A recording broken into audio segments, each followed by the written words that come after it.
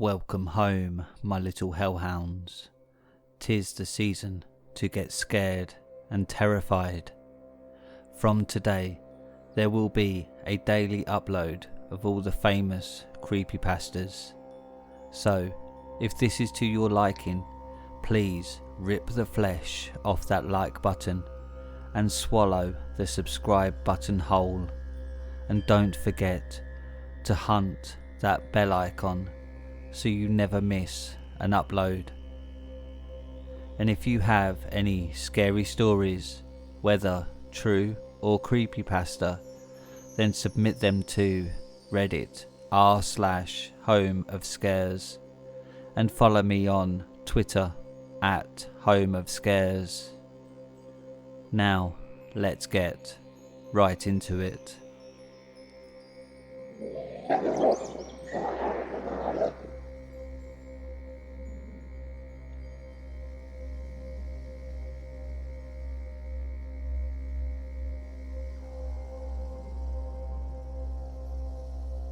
The Russian sleep experiment. Russian researchers in the late 1940s kept 5 people awake for 15 days using an experimental gas-based stimulant. They were kept in a sealed environment to carefully monitor their oxygen intake so the gas didn't kill them, since it was toxic in high concentrations. This was before closed-circuit cameras, so they had only microphones and a 5-inch thick glass porthole-sized window into the chamber to monitor them. The chamber was stocked with books, cots to sleep on but no bedding, running water and a toilet, and enough dried food to last all 5 for over a month. The test subjects were political prisoners deemed enemies of the state during World War II. Everything was fine for the first 5 days.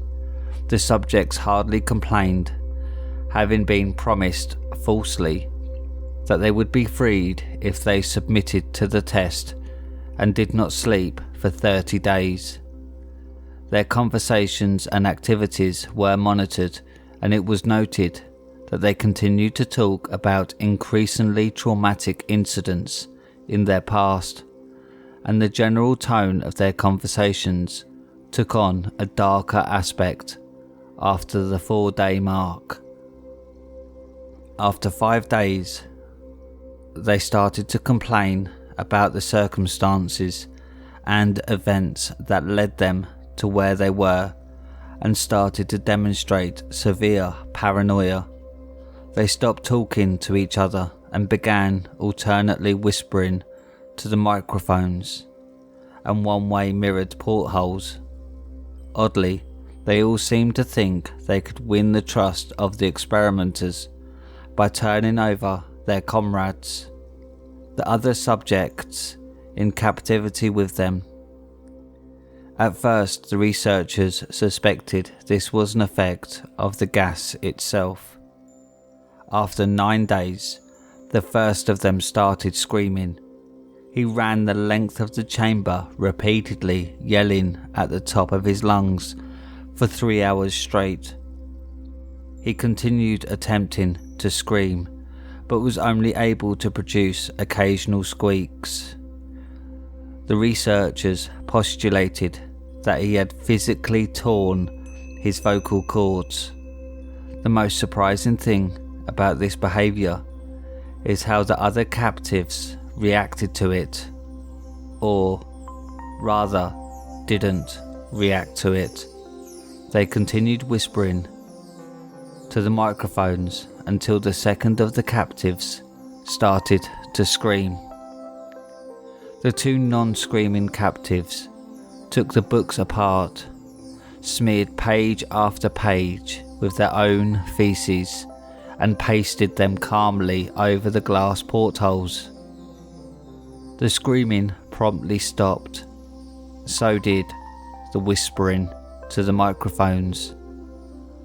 After 3 more days passed, the researchers checked the microphones hourly to make sure they were working, since they thought it impossible that no sound could be coming with 5 people inside. The oxygen consumption in the chamber indicated that all 5 must still be alive. In fact, it was the amount of oxygen 5 people would consume at a very heavy level of strenuous exercise.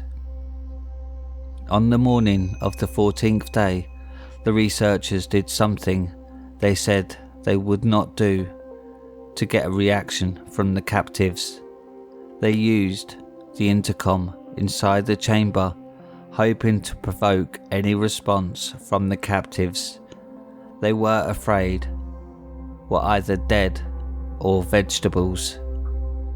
They announced, "We are opening the chamber to test the microphones. Step away from the door and lie flat on the floor, or you will be shot. Compliance will earn one of you your immediate freedom." To their surprise, they heard a single phrase in a calm voice response: "We no longer want to be freed." Debate broke out among the researchers and the military forces funding the research. Unable to provoke any more responses using the intercom, it was finally decided to open the chamber at midnight on the 15th day. The chamber was flushed of the stimulant gas and filled with fresh air, and immediately voices from the microphones began to object. 3 different voices began begging, as if pleading for the life of loved ones, to turn on the gas. The chamber was opened and soldiers sent in to retrieve the test subjects. They began to scream louder than ever, and so did the soldiers when they saw what was inside. 4 of the 5 subjects were still alive, although no one could rightly call the state that any of them in life. The food rations past day 5 had not been so much as touched. There were chunks of meat from the dead test subjects, thighs and chest, stuffed into the drain in the centre of the chamber, blocking the drain and allowing 4 inches of water to accumulate on the floor. Precisely how much of the water on the floor was actually blood was never determined. All 4 surviving test subjects also had large portions of muscle and skin torn away from their bodies. The destruction of flesh and exposed bone on their fingertips indicated that the wounds were inflicted by hand, not with teeth as the researchers initially thought. Closer examination of the position and angles of the wounds indicated that most, if not all of them, were self-inflicted. The abdominal organs below the ribcage of all 4 test subjects had been removed. While the heart, lungs and diaphragm remained in place, the skin and most of the muscles attached to the ribs had been ripped off, exposing the lungs through the ribcage. All the blood vessels and organs remained intact. They had just been taken out and laid on the floor, fanning out around the eviscerated but still living bodies of the subjects. The digestive tract of all 4 could be seen to be working, digesting food. It quickly became apparent that what they were digesting was their own flesh that they had ripped off and eaten over the course of days. Most of the soldiers were Russian special operatives at the facility, but still many refused to return to the chamber to remove the test subjects. They continued to scream to be left in the chamber, and alternately begged and demanded that the gas be turned back on, lest they fall asleep. To everyone's surprise, the test subjects put up a fierce fight in the process of being removed from the chamber. One of the Russian soldiers died from having his throat ripped out. Another was gravely injured by having his testicles ripped off and an artery in his leg severed by one of the subject's teeth. Another 5 of the soldiers lost their lives if you count the ones that committed suicide in the weeks following the incident. In the struggle, one of the 4 living subjects had his spleen ruptured and he bled out almost immediately. The medical researchers attempted to sedate him, but this proved impossible. He was injected with more than 10 times the human dose of a morphine derivative and still fought like a cornered animal, breaking the ribs and arm of one doctor. When heart was seen to beat for a full 2 minutes after he had bled out to the point there was more air in his vascular system than the blood.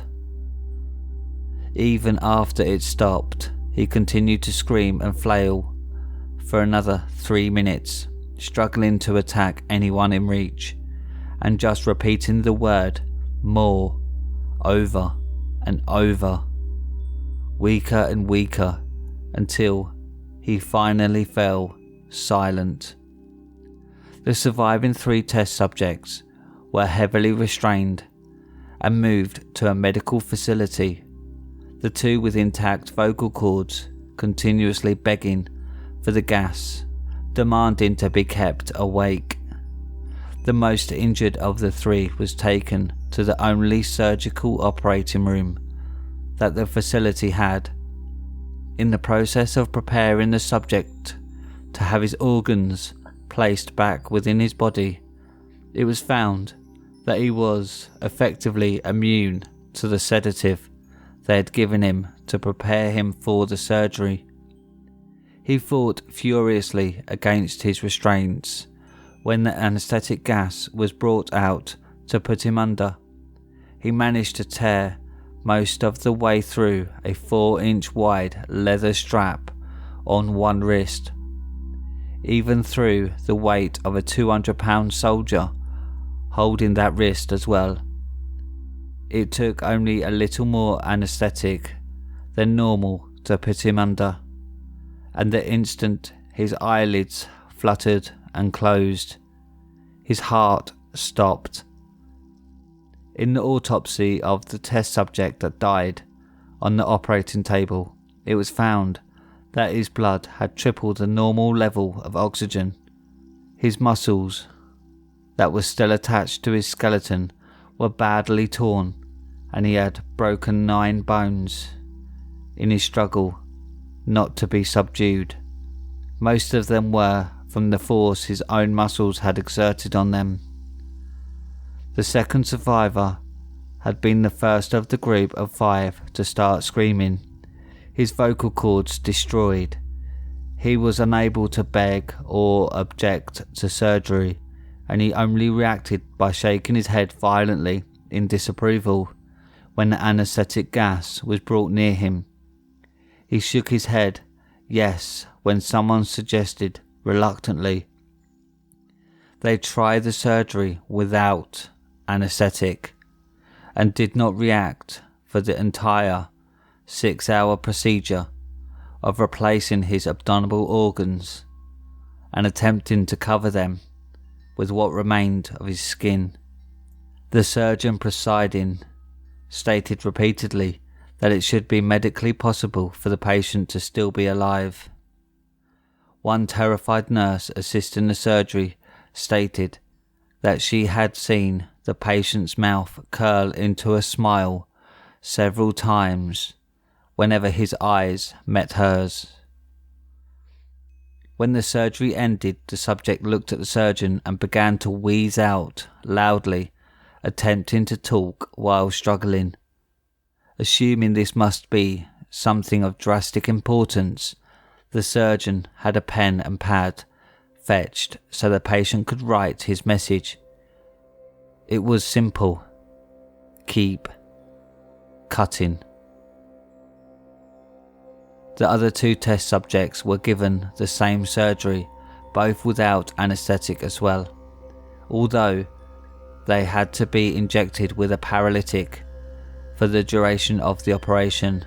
The surgeon found it impossible to perform the operation while the patients laughed continuously. Once paralysed, the subjects could only follow the attending researchers with their eyes. The paralytic cleared their system in an abnormally short period of time, and they were soon trying to escape their bonds. The moment they could speak, they were again asking for the stimulant gas. The researchers tried asking why they had injured themselves, why they had ripped out their own guts, and why they wanted to be given the gas again. Only one response was given: I must remain awake. All 3 subjects' restraints were reinforced, and they were placed back into the chamber, awaiting determination as to what should be done with them. The researchers, facing the wrath of their military benefactors for having failed the stated goals of their project, considered euthanizing the surviving subjects.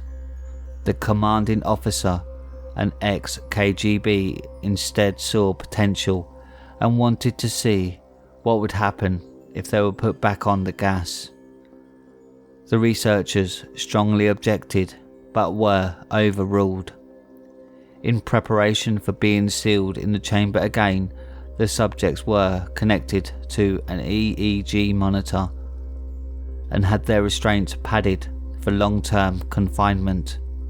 To everyone's surprise, all 3 stopped struggling the moment it was let slip that they were going back on the gas. It was obvious that at this point all 3 were putting up a great struggle to stay awake. One of the subjects that could speak was humming loudly and continuously.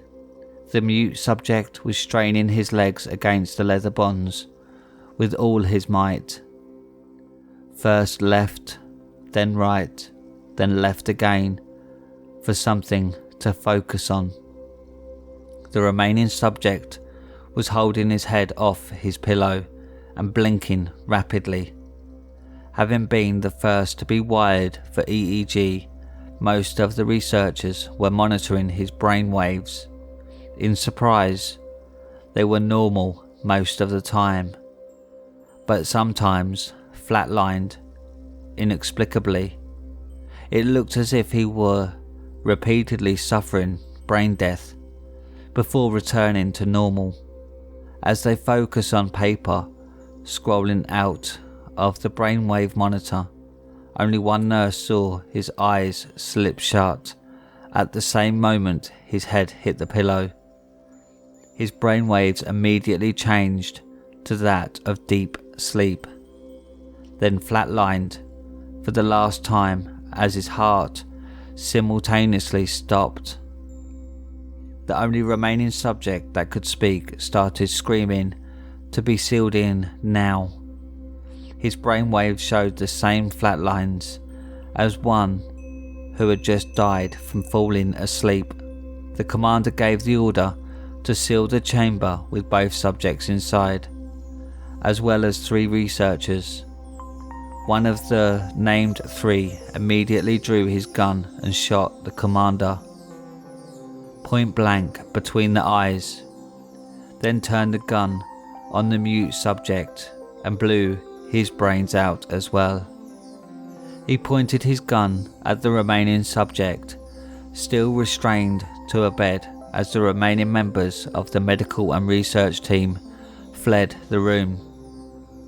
"I won't be locked in here with these things," Not with you, he screamed at the man strapped to the table. What are you? He demanded. I must know. The subject smiled. Have you forgotten so easily? The subject asked. We are you.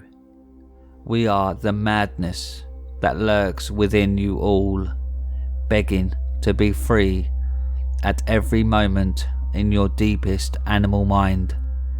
We are what you hide from in your beds every night. We are what you sedate into silence and paralysis when you go to the nocturnal haven where we cannot tread. The researcher paused, then aimed at the subject's heart and fired. The EEG flatlined as the subject weakly choked out. So, nearly free.